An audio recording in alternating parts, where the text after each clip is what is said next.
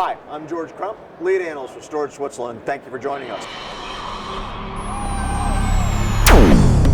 We're at the Flash Memory Summit 2016 in Santa Clara, California.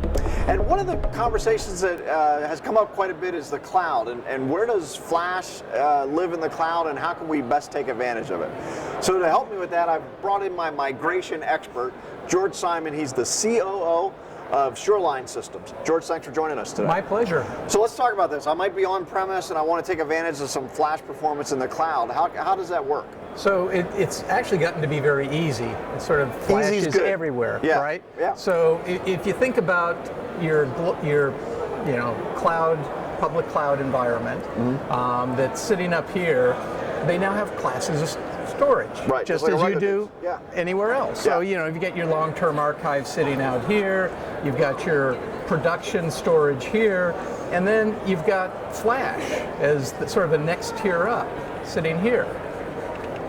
So it really is just about defining what level of service you want. Right. Think of it as a service level. Okay. And so if I'm sitting out here and I want to migrate a workload up to the cloud, that's where we come in. We do migration. We take the entire system, application, OS, take a virtual machine, we'll migrate it with all the data up to the cloud. If you say that data needs Flash, that's where it's going. Okay. And now you get Flash level performance, right? It's all local, get you the high speed. The prices, clearly you're paying more, but people pay for performance. Sure, of course. And now, as I recall, in your guys' application, the way your guys' product works, it's not a virtual machine and a virtual machine I have to migrate. I can migrate like a group of machines that might be part of an entire application, right? Absolutely, because today most applications aren't a single virtual machine. It might be a web server and a database and a load balancer, and so you look at all these machines and you need to move them across. So what we actually do, if I were to draw this a little more realistic, which I'm drawing, so it won't be, is that we dedupe the information, the data, so that you're using actually minimal bandwidth before you send it up to the cloud. Okay, that's good. And then we will create from that deduped blob, right, the virtual machines that you need up in the cloud.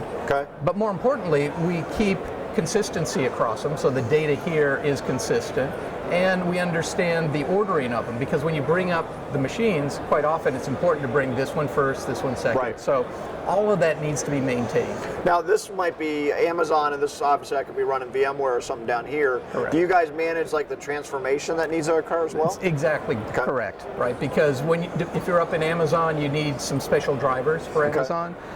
If you're working in the Google Cloud platform, you might need other drivers, Azure, something different. So you guys manage all of that? We manage all that. Once you tell us what the destination is, we will do automatic transformations as we move it out into that environment. So going back to Flash for just a second, so if I'm got your guys' product and can I pre-position stuff, have it on hard drives, and then now I've hit a peak workload, push it over to Flash that way? In the cloud platform, you can do that. Okay. With us, you don't actually need to. But I can leverage you to kind of pre-place it. That's exactly right. Okay. Other than that, you're really no different, which is what's great.